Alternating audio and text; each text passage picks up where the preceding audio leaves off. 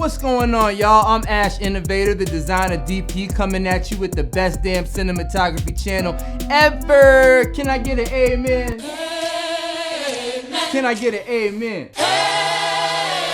All right, y'all, big shout out to the congregation. So today I want to talk to you a little bit about lighting from scratch. Now, I know as like cinematographers, a lot of times we'll go into a room and we'll kind of get a feel for the ambient light. Then we'll bring some lights in to create some highlights and some edges, and then we'll kind of go from there. But I'm gonna give you a new concept, and that is kind of lighting from scratch. Lighting from when your image is pure black and only introducing that. A lot of times when people think of cinematic images, usually those images are dark. Now where that comes from is our cinematography forefathers started off using really low film stocks, right? They were using like 16 5 ASA film stocks. And in order to get an exposure of a film stock that slow, you had to bring in a lot of light, and they had to get comfortable using large lights and shaping them. Ultimately, what that did is that forced our cinematographers to light what they want you to see. So the things that they wanted you to see are the things that they had to put in the effort in lighting.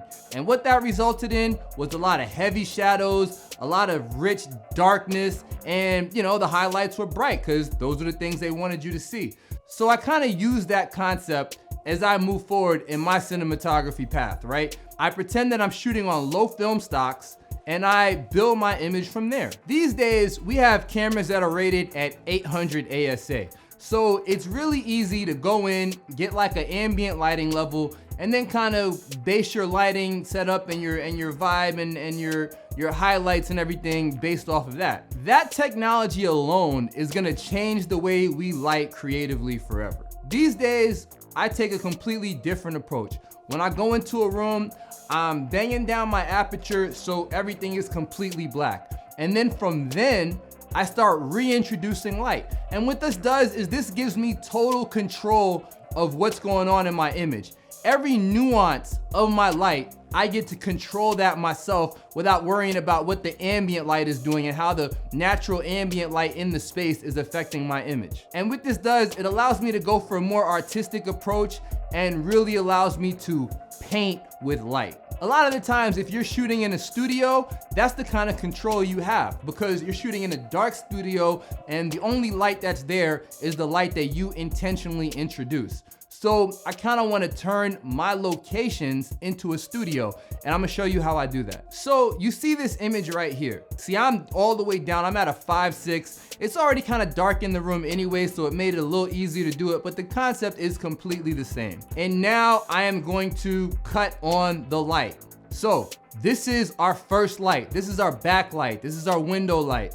And already I like the way this is looking. As you see, I have complete control over what this light is doing. Anything that I don't like, I can just flag it off and work this whole situation one light at a time. That's one note to always remember. Work things one light at a time. This way, you don't have to go back and forth trying to figure out what light is causing this reflection or what light is giving off too much light or what light's kind of throwing you off. When you do it this way, you attack each problem with each light in sort of like a order of operation sort of fashion.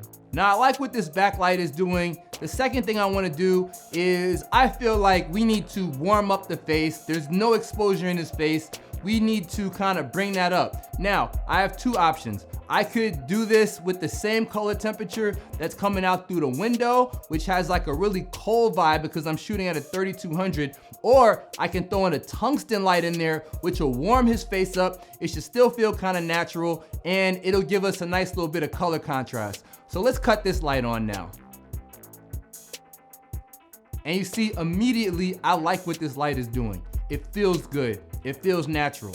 We have a honeycomb on here, which is kind of preventing it from spilling all over the place. We had to work the angle of the light a little bit so it doesn't splash all over the wall, because we just kind of want to focus it on what we want to get, and which is his skin tone. And by the way, this little guy right here, this is T the Great. This is like my main man. This little guy is like my best friend. He rolls with me everywhere. Big shout out to T, and he's holding us down as our actor today. Okay, now we want to feel the light a little bit more. That's like my thing. I always want to feel where the light's coming from. I want to create a little texture in the air. So now I'm going to throw on the hazer. I immediately like what this haze is doing. I'm gonna waft it a little bit so it's not so heavy, and I'm gonna let this kind of go into the air. And now we have a cinematic image right here. I lit this from complete scratch. It's a pretty simple setup. Literally, we only have 2 lights. We have our back window light, and we have this Westcott on top, which is kind of giving a little warmth to our talent.